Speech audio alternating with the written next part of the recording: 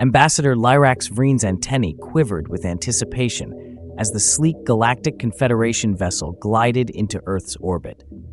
After centuries of debate, the Confederation had finally agreed to initiate contact with the isolated blue planet. Humanity's rapid technological advancements had caught their attention, and the time had come to welcome them into the greater cosmic community. "Approaching atmospheric entry, Ambassador," chirped Neelix, Vreen's assistant. The small, iridescent creature fluttered around the bridge, its gossamer wings catching the light of distant stars. Vreen's 4 eyes blinked in sequence. "Excellent. Initiate landing protocol and alert the human representatives of our imminent arrival." As the ship descended through wispy clouds, Vreen reviewed the extensive briefing on human customs. The Confederation's xenoanthropologists had stressed the importance of the handshake, a primitive greeting ritual involving physical contact. It seemed barbaric to Vreen, whose species communicated through pheromones and subtle color changes, but protocol demanded respect for local customs. The ship touched down in a designated area outside a sprawling metropolis. A group of humans in formal attire waited nearby, their faces a mix of awe and apprehension. "Remember," Vreen whispered to the crew, "their gravity is much stronger than ours. Move carefully." With a hiss of hydraulics, the ship's hatch opened. Vreen glided down the ramp, their string-like limbs undulating gracefully in Earth's atmosphere. The ambassador's translucent skin shimmered, displaying a welcoming pattern of blues and greens. A tall human with graying hair stepped forward. "Welcome to Earth, Ambassador. I'm Dr. Thorne Blackwood, representing the United Earth Council." Vreen emitted a series of clicks and whistles, which the translator rendered into English. "Greetings, Dr. Blackwood. We come in peace and friendship." Blackwood smiled, extending his hand. "We're honored by your presence, Ambassador. Shall we seal our new alliance with a handshake?" Vreen hesitated for a moment, then reached out with a delicate tendril. "Of course, as per your custom." What happened next would be replayed on news feeds across the galaxy for cycles to come. Dr. Blackwood, acutely aware of the historical significance of this moment, grasped Vreen's appendage firmly. But what he considered a gentle, professional handshake was like a hydraulic press to the fragile alien. There was a sickening crunch. Vreen's eyes bulged in shock and pain. A high-pitched shriek erupted from their void sacs, causing the human delegation to clap their hands over their ears. "Sweet celestial bodies," Vreen wailed, collapsing to the ground. "My manipulator! You've pulverized it!" Chaos erupted. The alien crew rushed to their ambassador's aid, while human security forces moved to surround Dr. Blackwood, unsure if this was some form of attack. I don't understand," Blackwood stammered, his face pale with horror. "I barely touched them." Neelix fluttered frantically around Vreen's prone form, spraying a soothing mist from glands beneath its wings. "You brute, don't you know your own strength?" As medics from both species converged on the scene, the gravity of the situation began to sink in. Humanity's first official contact with an alien civilization had resulted in the grievous injury of their ambassador through a simple handshake. Dr. Blackwood stared at his hands in disbelief. "What have I done?" he whispered, as the weight of potential interstellar consequences pressed down upon him. In the coming days, news of the handshake incident would spread across Earth and beyond, leaving diplomats scrambling and the average citizen wondering just how strong were humans compared to the rest of the galaxy. And Vreen, nursing their shattered appendage aboard the medical frigate racing back to Confederation space, couldn't help but marvel at the irony. They had come to Earth expecting to find a promising young species ready to join the galactic community.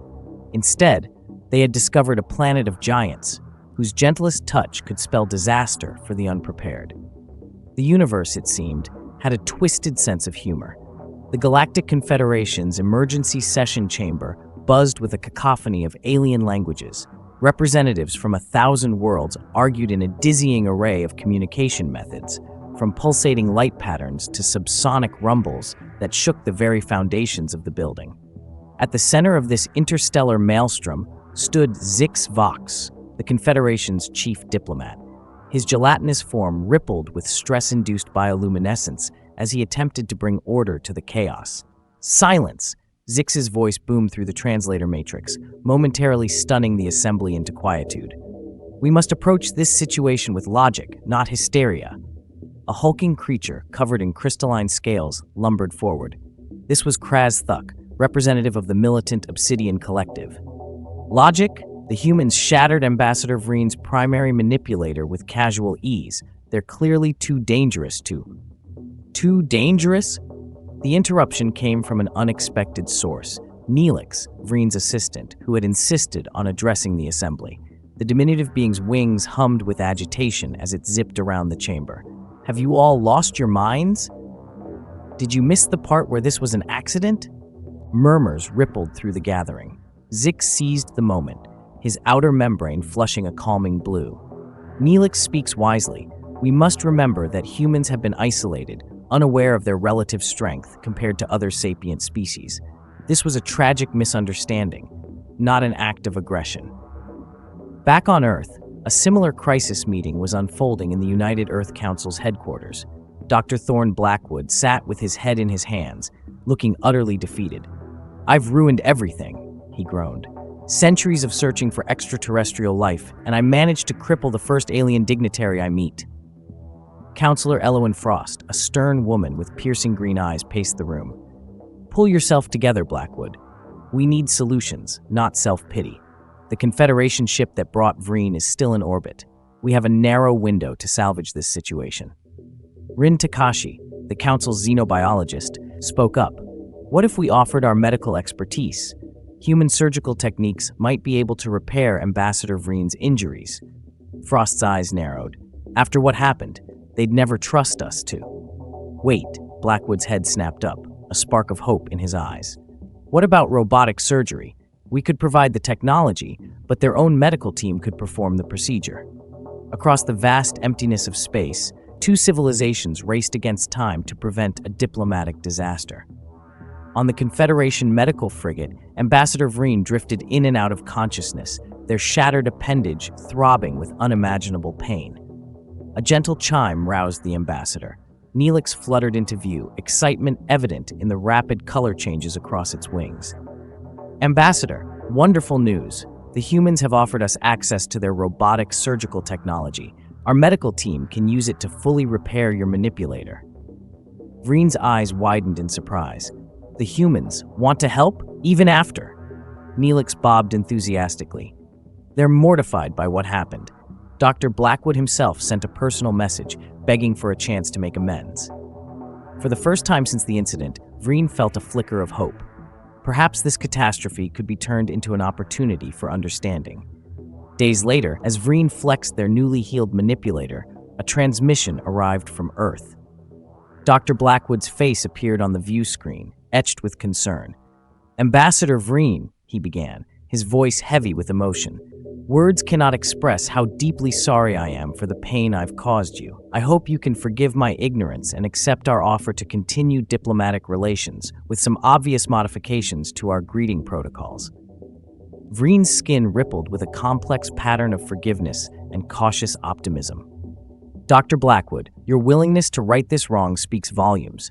Perhaps we can turn this unfortunate incident into a foundation for mutual understanding and respect." As the transmission ended, Vreen turned to Neelix. "Contact the Confederation. Tell them that humanity's strength isn't just in their bodies, it's in their capacity for compassion and their drive to correct their mistakes. We'd be fools to turn our backs on such potential allies." Neelix fluttered excitedly. "Does this mean—" Vreen's eyes twinkled with determination. "Yes, we're going back to Earth. But this time, we'll be better prepared for their strength and for their remarkable spirit." As the medical frigate changed course, heading back towards the blue planet, both humans and aliens alike held their breath. The next meeting between these two civilizations would shape the future of galactic relations. And this time, everyone was determined to put their best appendage forward, metaphorically speaking, of course. The return of Ambassador Vreen to Earth was a spectacle unlike any other. This time, precautions were taken. The landing site was surrounded by thick, impact-absorbing foam barriers. The Human Welcoming Committee wore padded gloves and maintained a respectful distance. Dr. Blackwood, still haunted by the memory of that fateful handshake, stood at the forefront, a nervous smile plastered on his face. As Vreen glided down the ramp, the ambassador's newly repaired manipulator glinted in the sunlight, a testament to human medical technology and alien forgiveness. "Welcome back to Earth, Ambassador," Blackwood said, his voice cracking slightly. "We're deeply honored by your willingness to give us a second chance." Vreen's skin rippled with a pattern of cautious optimism. "The path to understanding is often fraught with unexpected obstacles, Dr. Blackwood. Let us move forward together, with open minds and well-protected appendages." A chuckle rippled through the crowd, breaking the tension. It seemed that interstellar relations might just survive this rocky start. But as the weeks passed, an unforeseen complication arose. News of humanity's strength spread like wildfire across the galaxy. Earth found itself thrust into the spotlight of cosmic attention, for better and for worse. In the bustling trade hub of Nexus Station, a towering arachnoid merchant named Zixchavok leaned towards his companion, mandibles clicking excitedly. "Did you hear? The humans can crush Durasteel with their bare hands." His friend, a gaseous entity named Bloop, pulsed skeptically. "That's impossible. You're exaggerating." No, I heard it from my cousin's roommate's symbiote. They say a human once arm wrestled a Chronon battle mech and won." Such rumors multiplied exponentially. Humanity became the subject of wild speculation and fantastical tales. Some saw them as potential saviors, others as a terrifying threat. On Earth, the United Earth Council grappled with the repercussions of their newfound notoriety. Counselor Frost slammed her fist on the table, causing several alien observers to flinch. "This is getting out of hand. We've received 17 requests for military alliances this week alone, and don't get me started on the marriage proposals." Dr. Blackwood massaged his temples. "It's not just that. We're getting reports of unscrupulous humans taking advantage of the situation. There's a group in Singapore charging exorbitant fees for authentic human massage, claiming it can cure any ailment." Rin Takashi, the xenobiologist, cleared her throat. "There's a more pressing concern. Some species are becoming, afraid of us. The gelatinous concordat has requested we wear power-dampening fields in their presence. They think we might accidentally liquidate them with a friendly pat on the back."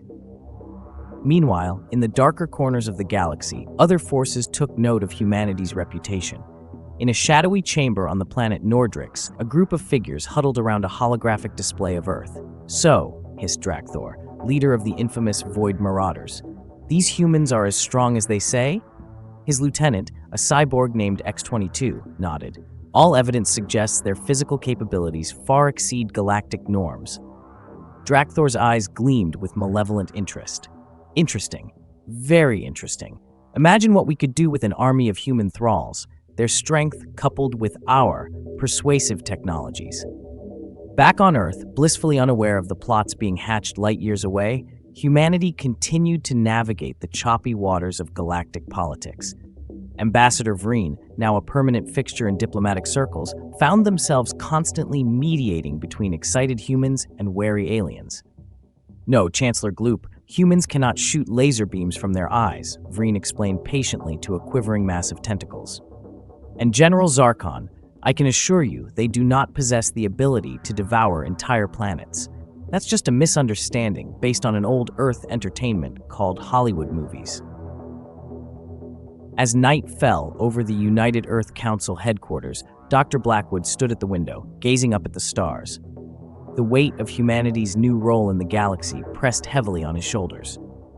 "What have we gotten ourselves into?" he murmured. Beside him, Neelix fluttered gently. The alien assistant had taken to spending more time on Earth, fascinated by human culture. "You've opened a door, Dr. Blackwood. There's no closing it now." Blackwood sighed. "I just hope we're ready for whatever comes through that door next." Little did he know, forces both benevolent and sinister were already mobilizing across the stars. Humanity's accidental display of strength had set in motion events that would reshape the very fabric of galactic society.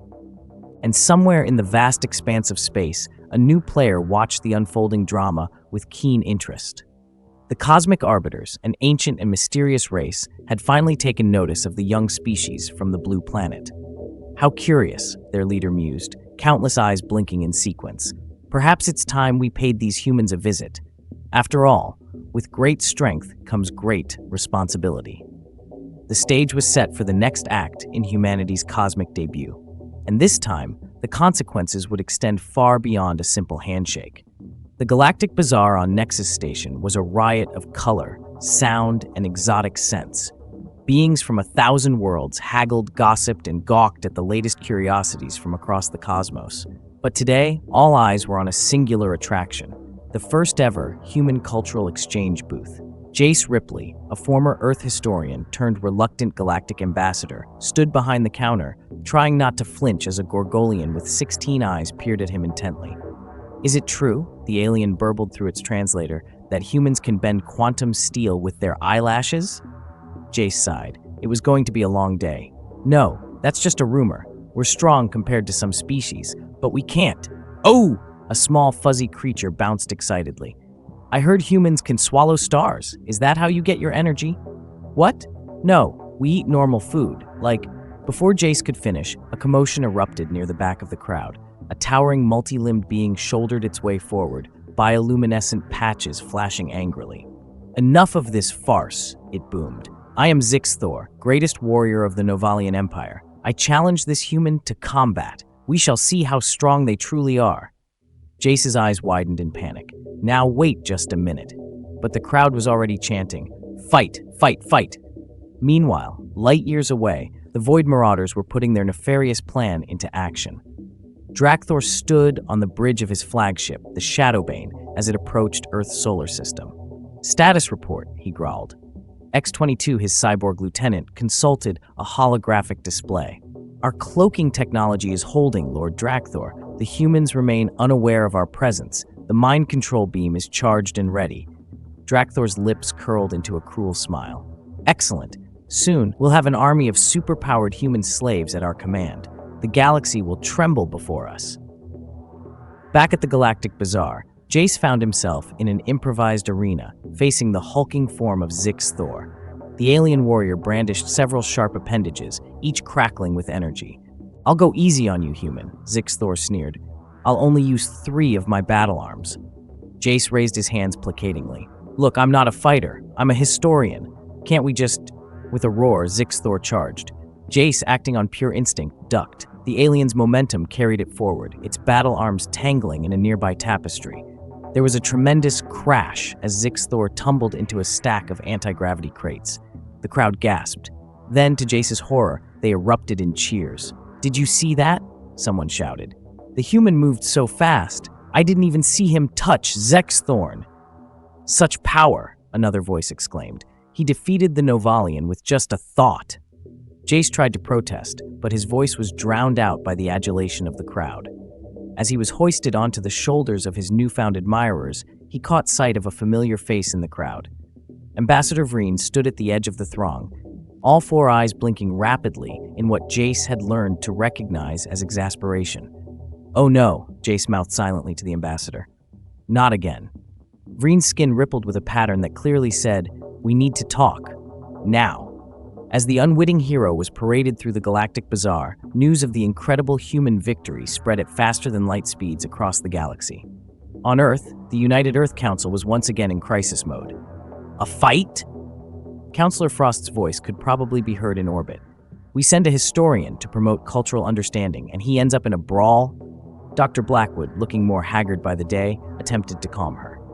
"Now, Elowen, from what we've heard, it was hardly Jace's fault. He was challenged and..." "It doesn't matter whose fault it was," Frost snapped. "Don't you see? This will only fuel the wild rumors about human capabilities. We're trying to normalize relations, not become the galaxy's bogeyman." As if on cue, Rin Takashi burst into the room, her usually calm demeanor shattered. "We have a problem, a big one." She activated a holographic display, showing a massive ship entering the solar system. "We just detected this. It was cloaked, but our new alien tech sensors picked it up. It's the Void Marauders." The room fell silent. Everyone had heard of the infamous pirate fleet, scourge of the galactic fringes. "Why are they here?" Blackwood whispered, though he feared he already knew the answer. Takashi's face was grim. "Based on the energy readings, we think they're preparing to launch some kind of mind control weapon. They're after US." The implications hung heavy in the air. Humanity's reputation for strength, had made them a target for one of the most dangerous forces in the galaxy. Frost's anger melted into determination. We need to warn the Confederation. We can't face this alone. But before anyone could move, a new alert blared. Takashi's eyes widened as she read the incoming message. "Oh, wow! You're not going to believe this." "What now?" Blackwood groaned. "Don't tell me. Another alien race has shown up to challenge us to an arm wrestling contest?" Takashi shook her head, a mixture of awe and fear in her voice. "No, it's the Cosmic Arbiters. They're here." The room erupted into chaos. The Cosmic Arbiters were the stuff of galactic legend, an ancient, enigmatic race said to appear only in times of great cosmic significance. As the humans scrambled to deal with this new development, none of them noticed the small, innocuous device that had materialized in the corner of the room. Its lights blinked once, twice, and then the world went white. The blinding white light faded, leaving the members of the United Earth Council disoriented and blinking rapidly. As their vision cleared, they found themselves in a vast, otherworldly chamber. Swirling nebulae and distant galaxies were visible through what appeared to be living crystal walls. "What the?" Counselor Frost's exclamation was cut short as she noticed they weren't alone. Before them stood a being that defied description. It seemed to shift and change with each passing moment, as if reality itself couldn't decide on its form. This was unmistakably one of the legendary Cosmic Arbiters. "Greetings, humans." The being's voice resonated not in their ears, but directly in their minds. "I am Zephix, speaker for the Cosmic Arbiters. We have been observing your species." Dr. Blackwood stepped forward, his scientific curiosity momentarily overriding his fear. "You've been watching us? For how long?" Zephix's form shimmered. "Time is fluid for us, but your recent galactic debut has caught our attention. Your strength, both physical and of spirit, is remarkable." Rin Takashi couldn't contain herself. "But why bring us here? And what about the Void Marauders? They're about to attack Earth." "Ah yes, the Marauders." Zephix's tone was almost amused. "Do not worry, time moves differently here. We have much to discuss before that particular unpleasantness unfolds." Suddenly, with a pop and a flutter of wings, Neelix appeared in the chamber, looking as surprised as the humans. "What in the name of the cosmic egg?" "Welcome, little one," Zephix greeted the alien assistant. "Your perspective will be valuable in this discussion." Neelix's wings fluttered nervously. "Discussion? What discussion?" Zephix's form solidified slightly, taking on an almost humanoid shape. "The discussion that will determine the fate of not just humanity, but the entire galactic community." The Cosmic Arbiter waved a limb, and suddenly the chamber was filled with holographic images, scenes from across the galaxy. Humans arm wrestling with giant robot suits, authentic Earth mud being sold as a miracle cure, and even a group of aliens attempting to recreate a human mosh pit with disastrous results. "Your unintentional display of strength has sent ripples through the cosmic order," Zephix explained. "Some fear you, others seek to exploit you, and a few see you as the key to a new era of galactic cooperation." Dr. Blackwood's shoulders slumped. "All this because of a handshake gone wrong. We never meant to cause such chaos." Zephix's form pulsed with what might have been laughter. "Chaos? Perhaps, but also opportunity. You humans have a saying, with great power comes great responsibility. It's time for you to embrace that responsibility." Counselor Frost's eyes narrowed. "What exactly are you proposing?" "A choice," Zephix replied. "We can dampen your species' strength, make you average by galactic standards. This would quell the fears and wild speculations. Or what?" Neelix chirped, voicing the question on everyone's mind. "Or you can embrace your unique position. Use your strength not as a weapon, but as a tool for unity. Become the bridge between the fragile and the mighty. Show the galaxy that true strength lies not in physical power, but in compassion, adaptability, and the wisdom to know when to hold back." The humans exchanged glances, the weight of this cosmic choice settling upon them. Dr. Blackwood spoke first. "If we choose to keep our strength, how do we prevent others from fearing or trying to exploit us?" Zephix's form shimmered with approval. "A wise question. The answer lies in education, diplomacy, and a willingness to learn from others. Your physical might is but one type of strength. Many species possess powers you can scarcely imagine. Together, you could achieve wonders." As if to emphasize the point, the chamber filled with new images, visions of humans working alongside aliens to terraform barren worlds, to heal galactic rifts, to push the boundaries of science and art. Neelix fluttered excitedly. "It's beautiful. But what about the Void Marauders?" Zephix's form darkened slightly. "Ah, yes. They represent the first test of your new path. How will you use your strength against those who would enslave you? Will you crush them or find another way?" Before anyone could respond, the chamber began to fade. "Your time here is ending," Zephix announced. "The choice is yours. But remember, true strength often lies in restraint, in understanding, in the ability to bring others together rather than stand apart." As the cosmic chamber dissolved around them, Counselor Frost found her voice. "Wait, how will we?" They blinked, and suddenly they were back in the council chamber on Earth. Only seconds seemed to have passed. The alert about the Void Marauders was still blaring. Dr. Blackwood looked at his colleagues, a new determination in his eyes. "Well," he said, a hint of a smile playing on his lips, "shall we show the galaxy what human strength really means?" Frost nodded, her earlier anger replaced by resolve. "Let's do it, but this time we do it together, with our allies, old and new." As they rushed to mobilize Earth's defenses and contact their galactic friends, none of them noticed the small, crystalline object that had appeared on the council table. It pulsed once with cosmic light, then faded away, a silent reminder of the choice they'd made and the responsibility they now carried. In the vast tapestry of the cosmos, humanity had been given a unique thread to weave. Their journey was just beginning, but one thing was certain: the galaxy would never be the same. And somewhere in the great beyond, Zephix and the cosmic arbiters watched with interest. For in all their eons of existence, they had learned one undeniable truth. Sometimes, the gentlest touch can move mountains, and the strongest bridges are built by those who understand both strength and fragility. The real test of humanity's strength was about to begin, and this time, it wouldn't be measured by the crush of a handshake, but by the power to unite a divided galaxy.